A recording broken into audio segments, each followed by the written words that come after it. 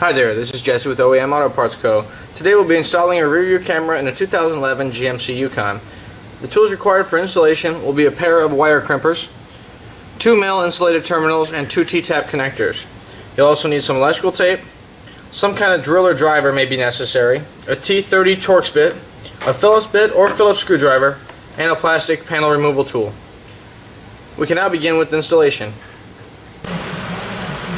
The first step to installing a rear view camera is figuring out where you're going to mount it at. This particular model screws right over the license plate using pre-existing bolts. In some models, you may be required to drill a hole in the rear hatch ledge. Now we'll have to open the trunk and gain access to where we're going to run the wires at. Now we're going to need to remove all the panels in the back hatch in order to gain access to where we need to run the wires. For this, you'll need a Torx 30 bit, a T30. There'll be a screw here you need to remove, and one more by the strap handle. We'll start by removing the screw by the strap handle.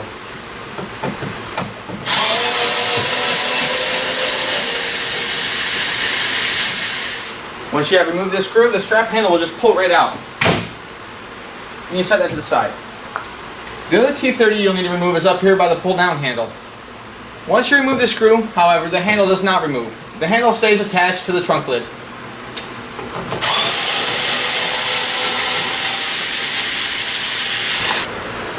Now you will need to remove the top panel piece. In order to do so, you'll want to insert your panel tool along the bottom of the panel piece and pry down. You'll want to do this to both sides to loosen the front section of the sub. Once you have this loosened, you want to insert your panel key along the top and pry outward. Some force may be needed. Now that the top panel is removed, we can begin working on removing the bottom panel. To do so, you're going to want to shut the trunk. You're going to want to leave the glass portion open, and now we will need to remove these 2 pins right here. To remove these 2 clips, you'll need to push the center pin in on both of them, and then pry the whole clip out.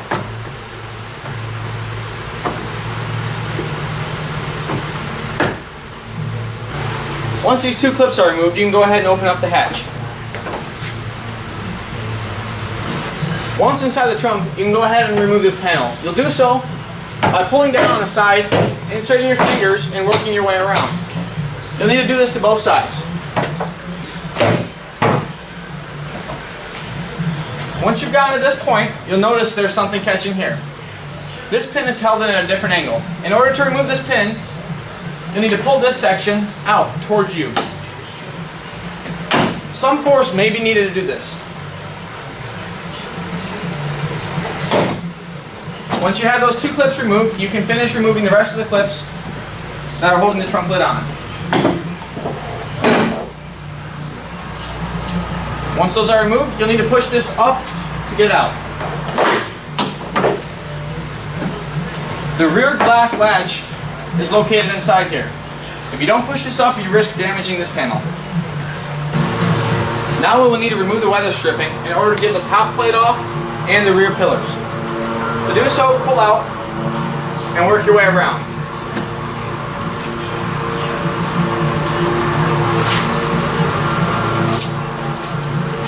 You'll only need to pull this out to where the rear pillars stop. Before removing the rear pillars, you will need to remove the top panel plate. You'll want to use your panel tool or a flathead screwdriver placed directly next to each clip. You can start by pulling it back a little bit, then you're visibly able to see where each clip is at. Insert your panel tool and pop them one by one from one side to the next.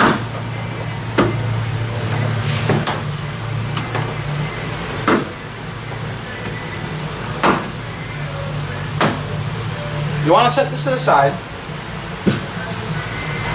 Once you've gotten the 2 screws out of the rear pillars, you'll need to insert a panel tool and pry outwards, and they should snap right out.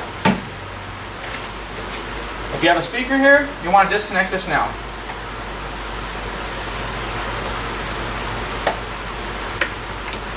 Set the panels to the side.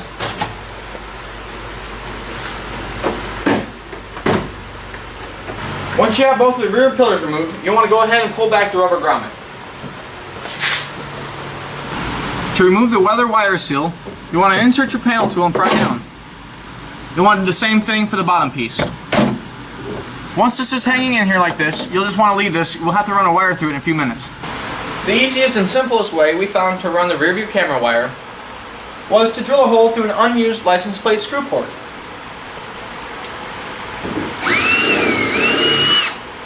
Once you have the hole drilled out, you can insert the wire a little bit.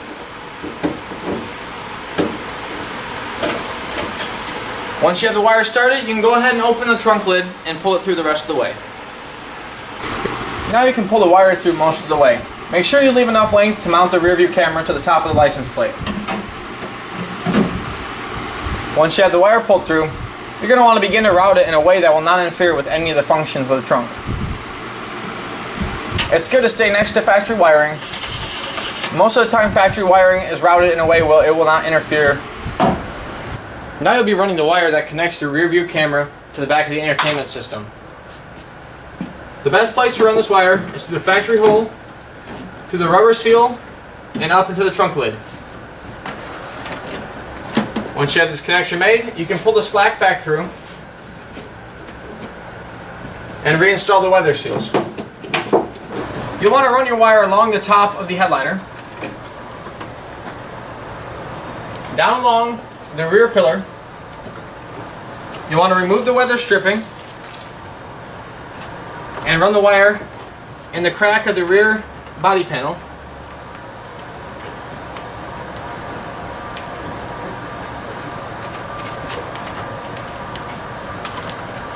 Once you have the wire ran to here, you can go ahead and tuck it along the lower body panel all the way up to the front of the vehicle.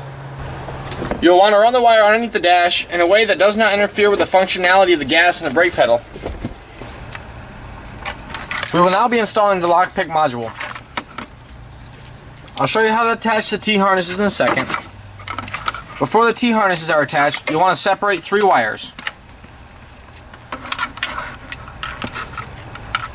The reverse backup camera input, the chassis ground negative 12 volt out, and the reverse backup camera positive 12 volt out.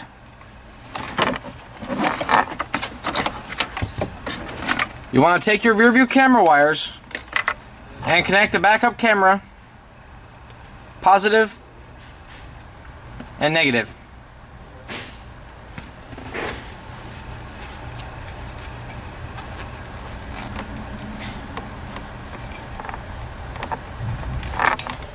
Make sure you have a secure connection. Then proceed to attaching the rear view camera video input. It'll be a good idea to put a piece of tape around this so the connection does not weaken or loosen. Once you have that connection made, you can go ahead and tuck your Lockpick away. Once you have the extra wires tucked out of the way, you'll take your T-harness and connect the vehicle speed sensor and the vehicle's power plug.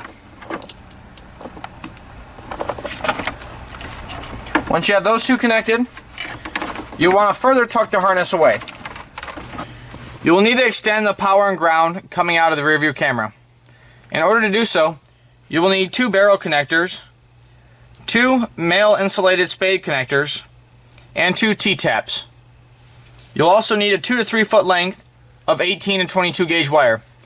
You can get all this stuff at your local Home Depot, Radio Shack, and most auto parts stores. You will need to trim back a 1/4 inch of the insulation from the power and ground of your 3 foot length of wire, and also a 1/4 inch of the insulation from the power and ground of the camera wire. You will then connect these 2 wires using the 2 barrel connectors. Once you have this done, you'll need to go underneath the steering wheel and remove the knee bolster. I'll show you how to do so in a second. You will now need to take the wire that you extended and run this down to underneath the dash. Once underneath the driver's side steering column, you'll need to remove 2 Phillips screws. One's located here, one's located on the other side. You will also need to remove the 10mm bolt hidden in here. Once you have the 2 screws removed and the 10mm bolt removed from the knee bolster, you'll need to remove this side panel right here by pulling off. Once you have this off, you can set it to the side. The knee bolster pulls right back. Once you have this off, you can set this to the side. Once underneath the steering column, you will see this white connector. You want to depress the clip and pull the connector out of the distribution block. Pull this down underneath the dash. You'll be attaching a wire to this in a second. You'll want to pull back the electrical tape on this connector. and locate the solid blue wire.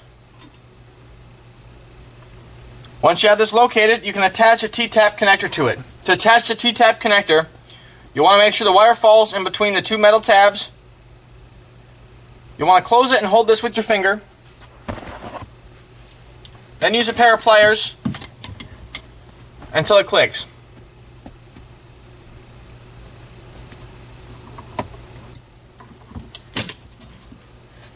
You will now want to take your wire that you've extended,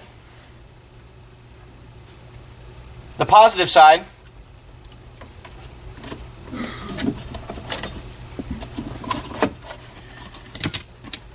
and attach a male insulated spade terminal. To do so, you want to strip about 1/4 inch of the wire back, insert the wire into the male spade terminal, and crimp the spade terminal. Once you have this terminal crimped, you can attach the positive to the blue wire. You want to make sure that the spade terminal does not go on the top or bottom of the plastic, but it goes directly into the plastic T-tap connector. Once that's fully inserted, you can go ahead and plug this connector back into the distribution block from which it came from. You want to take the diagnostic plug wire and pull a little bit of length out. You'll then want to pull the electrical tape back and locate the black wire without a white stripe.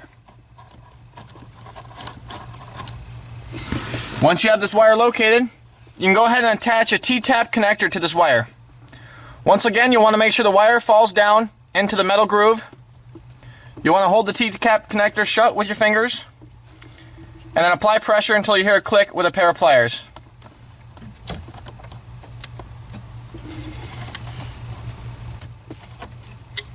Once you have that T-tap connector inserted, you can trim back the length of black wire that you need and attach a male insulated spade terminal to this wire. Once again, you'll strip about 1/4 inch of insulation off, twist the wire together,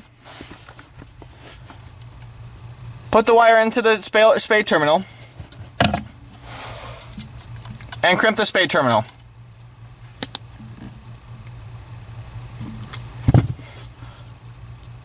Once you have that connection made, you can go ahead and insert it into the T-tap connector. Once you're finished making all the electrical connections, you can go ahead and reattach the knee bolster, reinsert the 2 Phillips head screws and the 10mm screw. You can also snap on the side plate. Once you have your GPS antenna installed and your vehicle speed sensor wire installed, you'll want to install your factory upgraded navigation system. In order to do so, you'll want to insert the black connector into this tab, the yellow connector into this tab, the brown vehicle speed sensor wire into this tab, the GPS antenna, and the AM/FM antenna. Once you made sure that all connections are secure, you will want to begin tucking the wires behind the radio while you're installing the radio.